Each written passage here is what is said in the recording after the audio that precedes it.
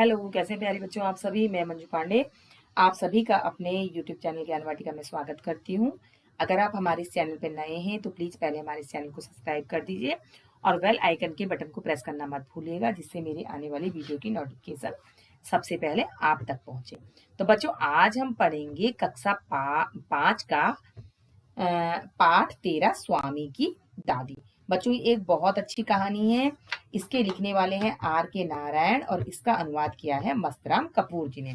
इस कहानी के माध्यम से, स्वामी की दादी कहानी के माध्यम से, उन्होंने इसमें एक दादी और पोते के आपसी लगाव के बारे में जो है चित्र प्रस्तुत किया गया है कि दादी और पोते में किस तरीके का आपसी लगाव होता है। पोता किस तरीके से अपनी जो मित्रों की, अपने दोस्तों की बातें होती हैं, अपनी दादी को बताता है। दादी सोते समय अपने पोते को कहानी सुनाती है। तो ये बहुत अच्छी है कि किस तरीके से हम बुजुर्गों के सानिध्य में रह करके उनका सानिध्य प्राप्त कर सकते हैं और बच्चों को बुजुर्ग जो है किस तरीके से प्रेरणादायक कहानियां सुनाते हैं और बच्चे भी अपने मन की जो बातें होती हैं सारी अपने जो बड़े बुजुर्ग होते हैं उनके साथ उनको बताते हैं। और तो उसी से संबंधित बच्चों ये कहानी है, बहुत अच्छी कहानी है। तो चलिए हम इसे पढ़ते हैं। स्वामी की दादी। बैठक और भोजन कक्ष के बीच कम हवादार अंधेरे गलियारे की बंद सी कोठरी में स्वामीनाथन की दादी अपने सारे सामान के साथ रहती थी। उनका सामान था 5 दरियों, 3 चादरों, 5 तकियों वाला भारी भरकम बिस्तर, पटसन के रेशों का बना एक वर्गाकार बक्सा और लकड़ी का एक छोटा सा बक्सा, जिसमें तांबे के सिक्के, इलायची, लौंग और सुपारी पड़े रहते थे। रात के भोजन के बाद स्वामीनाथन दादी के पास उनकी गोद में सिर रखे लौंग इलायची की गंध भरे वातावरण में अपने को बहुत प्रसन्न और सुरक्षित महसूस कर रहा था। बड़ी प्रसन्नता से भरकर वह बोला, ओह दादी, तुम नहीं जानती राजम कितनी ऊंची चीज है। उसने उसने दादी को राजम और मणि की पहले दुश्मनी और फिर दोस्ती की कहानी कह सुनाई। तुम्हें पता है उसके पास सचमुच की पुलिस की वर्दी है। स्वामीनाथन बोला, सच? उसे पुलिस की वर्दी क्यों चाहिए? दादी ने पूछा। उसके पिताजी पुलिस अधीक्षक हैं, वह यहाँ की पुलिस के सबसे बड़े अफसर हैं। दादी काफी प्रभावित हुई। उनका सच में काफी बड़ा दफ्तर होगा, उन्होंने कहा। फिर उन्होंने उन दिनों की कहानी सुनानी शुरू की कि जब स्वामीनाथन की दादा रौबदार सब मजिस्ट्रेट थे, जिनके दफ्तर में पुलिस वाले कांपते हुए खड़े रहते थे। उनसे डरकर खूंखार से खूंखार डाकू तक भाग खड़े होते थे। स्वामीनाथन अधीर होकर उनकी कहानी खत्म होने का इंतजार करने लगा, लेकिन दादी बोलती ही गई, इधर उधर भटकती हुई और अलग अलग समय पर घटी घटनाओं को गड़मड़ गड़मड़ करती हुई। तो बच्चों, इसमें जो है यह बताया गया है कि स्वामीनाथन एक बच्चा है और वो अपनी दादी के साथ रहता है।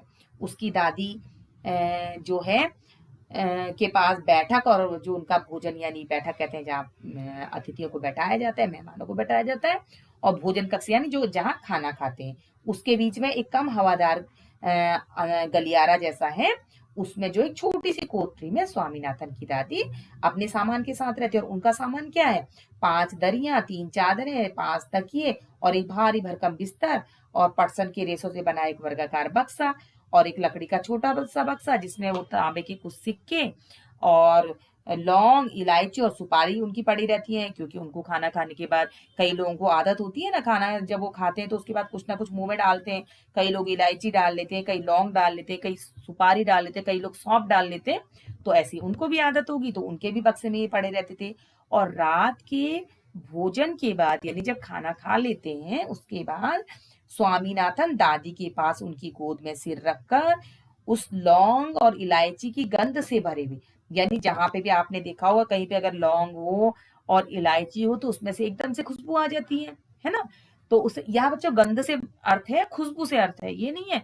क्योंकि इन चीजों से क्या होती है, इनसे सुगंध आती है, इनसे दुर्गंध नहीं आती है, सुगंध आती है। तो उस गंध से मतलब है यहाँ पे सुगंध से भरे वातावरण में बहुत ही स्वयं को स्वामीनाथन बहुत प्रसन्न यानी खुश और सुरक्षित महसूस करता था जब वो अपनी दादी की गोद में होता था।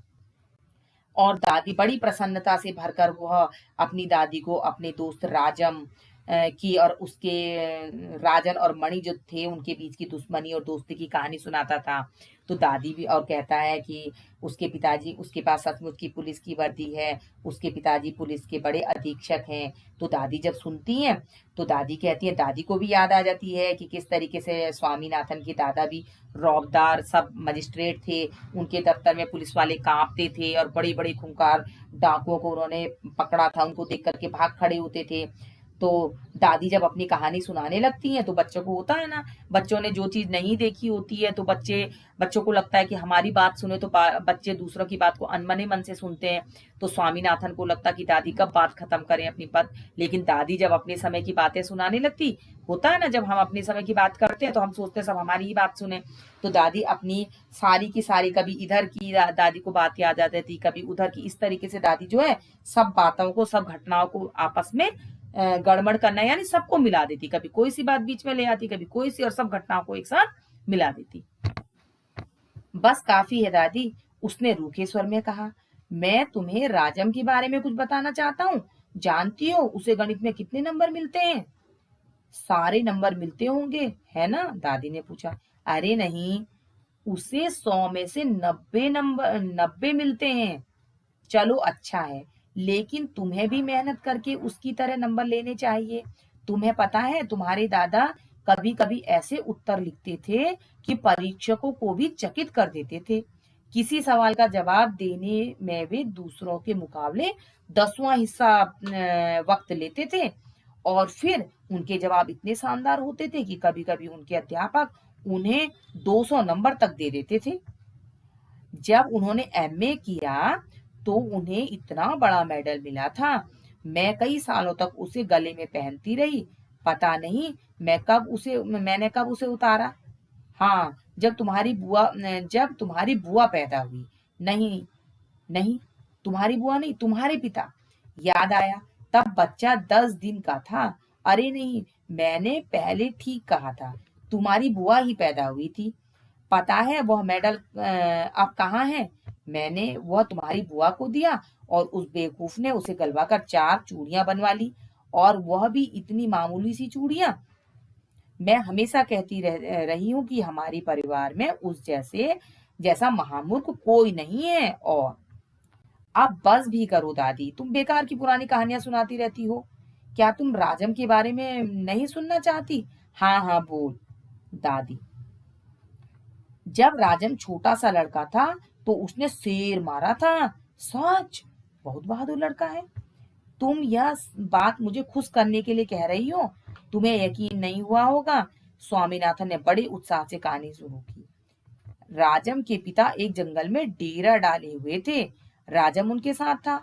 अचानक 2 शेर उन पर झपटे और एक ने पीछे से हमला करके पिता को गिरा दिया। दूसरे ने राजम का पीछा किया। तो बच्चों, जब दादी कहानी सुनाती हैं तो राजम कहता है, क्योंकि राजम को क्या लगता है, दादी मेरी बात तो सुन नहीं रही है। बच्चों को अक्सर लगता है ना कि सिर्फ हमारी हमारी बातें सुने। तो वो कहता है, दादी बस बहुत हो गया, मैं तो आपको राजम के बारे में बता रहा हूँ और आप अपनी ही बात सुनाए जा रही हैं। उसे पता है गणित में कितने नंबर मिलते हैं? तो दादी पूछती है, कितने नंबर मिलते हैं? तो कहता है 100। दादी कहती है, बहुत सारे नंबर मिलते होंगे। वो कहता है, नहीं, उसे 100 में से 90 नंबर मिलते हैं। तो दादी कहती है, चलो अच्छा है, तुम भी मेहनत करो उसकी तरह, तुम्हें भी नंबर लेने चाहिए। तो दादी फिर दादी उसे बताने लगती हैं कि जब तुम्हारे दादा तो कभी कभी ऐसे ऐसे उत्तर लिखते थे। परीक्षा को कहते हैं, बच्चे जो परीक्षा लेते हैं उनको कहते हैं, कि परीक्षा लेने वाले भी कभी कभी चकित रह जाते थे। अब अगर उनसे कोई सवाल पूछा जाता था तो दूसरों के मुकाबले वो जो है सबसे पहले प्रश्न का उत्तर देते थे, और फिर उसके जवाब इतने शानदार हुआ करते थे उनके कि कभी कभी अध्यापक उनको 100 में से 200 नंबर तक दे देते थे। जब उन्हें फिर बताती हैं दादी कि जब तुम्हारे दादा ने एमए किया तो उनको एक बहुत बड़ा सोने का मेडल मिला था। उसको कई सालों तक मैं अपने गले में पहनती रही, और जब तुम्हारी बुआ हुई तो उसको मैंने अपने गले से मैंने उसको तब निकाला। फिर कहती हैं कि मैंने उसको मेडल को तुम्हारी बुआ को दिया था, लेकिन वो तो महामूर्ख है। उसने उस मेडल को गला करके उससे सोने की 4 चूड़ियां मामूली सी चूड़ियां बनवा ली, और बताती हैं कि हमारे परिवार में सबसे महामूर्ख जो है, सबसे बड़ी मूर्ख तुम्हारी बुआ है, क्योंकि उन्होंने जो है तुम्हारे दादा का जो मेडल था उसको गलवा करके चूड़ियां बनवा ली, इसलिए वो सबसे बड़ी बेवकूफ है, वो सबसे बड़ी महामूर्ख है। तो राजन कहता है कि दादी बस करो, अपनी पुरानी ये बेकार की कहानियां सुनाती रहती हो जब देखो। अब मैं क्या कह रहा हूँ आप वो तो सुन नहीं रही हो, मैं आपको राजन के बारे में बता रहा हूँ, आप सुन नहीं रही हैं, आप अपनी अपनी कहानियां सुनाई जा रही हैं। तो दादी कहती है अच्छा अच्छा चल बोल तू क्या बता रहा है। तो बताता है कि दादी आपको पता है राजम एक छोटा सा लड़का है, लेकिन उसने शेर को मारा है। दादी पूछती है अच्छा सच? तो कहता है हाँ, एक बार जो है उसके पिताजी, राजम जो है बहुत ही उत्सुकता से, बच्चों की अगर कोई बात बड़े सुनते हैं ना तो बच्चे और भी उत्साह से उस चीज को बताते हैं। तो जब दादी कहते हैं अच्छा बता बता, तो उसको लगता है दादी इसमें मेरी बात सुनने में इंटरेस्टेड है, दादी मेरी बात बड़े उत्साह के साथ सुन रही है। तो कहता है आपको पता है राजम के पिता एक बार एक जंगल में गए थे शिकार खेलने के लिए, और उन्होंने वहां जो है अपना डेरा डाला हुआ था। तो इतने में ही जो है अचानक दो शेर उन पर झपटे, एक ने आगे से हमला किया और दूसरे ने पीछे से, और उसके पिता को गिरा दिया। राजम एक झाड़ी के पीछे छुप गया और वहीं से गोली चलाकर शेर को मार डाला। दादी क्या तुम सो गई? उसने कहानी खत्म होने पर पूछा। नहीं बेटा, सुन रही हूँ। अच्छा बताओ कितने शेर आए थे? दो शेर राजम पर झपटे थे, दादी ने जवाब दिया। स्वामीनाथन दादी के गलत जवाब से चिढ़ गया। मैं तुम्हें इतनी जरूरी बातें बता रहा हूँ और तुम नींद में न जाने क्या क्या उल जलूल कल्पनाएं किए जा रही हो। अब मैं तुम्हें कुछ नहीं बताऊंगा, मैं जानता हूँ तुम क्यों ऐसा कर रही हो, तुम राजम को पसंद नहीं करती। नहीं नहीं, वह तो बहुत प्यारा लड़का है, दादी ने बड़े विश्वास से कहा। उन्होंने राजम को देखा तक नहीं था। स्वामीनाथन खुश हो गया। दूसरे ही क्षण उसके मन में एक नया संदेह पैदा हुआ। दादी शायद तुम्हें शेर की कहानी पर विश्वास नहीं हो रहा है। मैं एक एक शब्द पर विश्वास कर रही हूँ। दादी ने स्वर में मिठास भरकर कहा। स्वामीनाथन को इससे खुशी हुई, लेकिन उसने चेतावनी के तौर पर जोड़ा, जो भी उसे झूठ कहेगा वह उसे गोली मार देगा। जो भी उसे झूठा कहेगा वह उसे गोली मार देगा। दादी ने इसका समर्थन किया और हरिश्चंद्र की कहानी सुनाने की बात कही, जिसने वचन का पालन करते हुए सिंहासन, पत्नी और बच्चे को खो दिया और अंत में उसे सब कुछ वापस मिल गया। उसने कहानी आधी ही सुनाई थी कि स्वामीनाथन खर्राटे लेने लगा। दादी भी रुक रुक कर बोलने लगी, फिर वह भी सो गई। तो बच्चों जब राजम बताने लगा, स्वामीनाथन अपनी दादी को बताने लगा कि किस तरीके से दो शेरों ने राजम के पिता पर हमला किया था, एक ने आगे से दूसरे ने पीछे से। तो जो है राजम पास की झाड़ी में छुप गया, उसने वहीं से गोली मारकर शेर को मार दिया। अब वो दादी से पूछता है कि दादी क्या आप सो गई? अपनी कहानी खत्म होने पर उसने पूछा। तो दादी ने कहा नहीं बेटा, मैं सुन रही हूँ। उसे लगा कि दादी ने लगता है ढंग से नहीं सुनी, तो उसने पूछा अच्छा बताओ कितने शेर आए थे? जैसे आपने देखा होगा ना कक्षा में, अगर अध्यापक आपको कुछ पढ़ाते हैं, अगर आपका ध्यान नहीं होता तो दोबारा पूछते हैं अच्छा भाई इसका आंसर दो, अगर तुम्हारा ध्यान है तो बताओ ये क्वेश्चन का आंसर दो। तो इसी तरीके से राजन ने अपनी दादी से पूछा कि कितने शेर आए थे? तो दादी ने कहा दो शेर राजम पर झपटे थे। दादी का सवाल जवाब सुनकर के जो है स्वामीनाथन चिढ़ गया कि मैं तुम्हें इतनी जरूरी बातें बता रहा हूँ और तुम नींद में न जाने क्या ऊल जलूल यानी उल्टा सीधी कल्पना किए जा रही हो।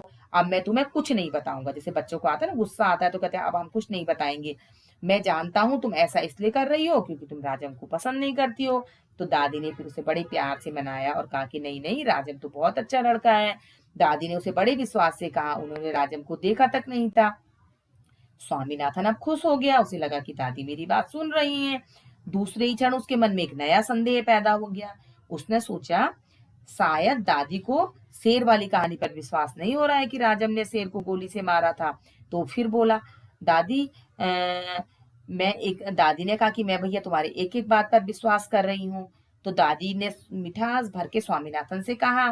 तो स्वामीनाथन कहने लगा कि जो भी राजन को झूठ बोलेगा वो कहता है कि जो भी मुझे झूठ कहेगा मैं उसको गोली मार दूं, वह उसको गोली मार देगा। तो दादी इसका भी समर्थन कर देती है कि अच्छा ठीक है, राजम ने जो किया सही किया, राजम बहुत अच्छा बच्चा है, फिर बहुत बहादुर है, उसके पिता बहुत बड़े अफसर हैं। दादी उसकी हर बात का समर्थन करती है और उसके बाद उसको जो है दादी राजा हरिश्चंद्र की कहानी सुनाती है, जिन्होंने अपने वचन पालन के लिए अपना सिंहासन, अपनी पत्नी, अपने बच्चे सबको खो दिया, लेकिन अंत में जो है उन्हें वह सब कुछ वापस मिल गया। जब कहानी आधी होती है तो दादी देखती है कि स्वामीनाथन खर्राटे लेने लगा, और इसी बीच जो है दादी को भी रुक रुक करके दादी बोल रही थी, क्योंकि दादी को भी नींद आ रही थी। फिर वह भी सो गई। तो बच्चों, देखा आपने कितनी अच्छी कहानी है ये, कि किस तरीके से इसमें बच्चे के स्वभाव को दर्शाया गया है, कि बच्चे चाहते हैं कि जब हम अपनी बात कहें तो बड़े हमारी बात बहुत गौर से सुने, और उन्हें अपने बड़ों से लगाव होता है। इसी तरीके से बड़े बुजुर्ग भी बच्चों को मनाते हैं, उनके साथ बहुत प्रेम से रहते हैं, और उनको अच्छी अच्छी प्रेरणादायक कहानियां सुनाते हैं। जिस तरीके से स्वामीनाथन की दादी ने राजा हरिश्चंद्र की स्वामी को कहानी सुनाई, वो उसे प्रतिदिन कहानी सुनाती थी। तो बहुत अच्छी है ना एक दादी और पोते की कहानी। तो बच्चों, आपको मेरी ये वीडियो कैसी लगी? अगर आपको मेरी वीडियो अच्छी लगी हो तो मेरी इस वीडियो को लाइक, शेयर और हमारे इस चैनल को सब्सक्राइब अवश्य कीजिएगा। तब तक के लिए गुड बाय।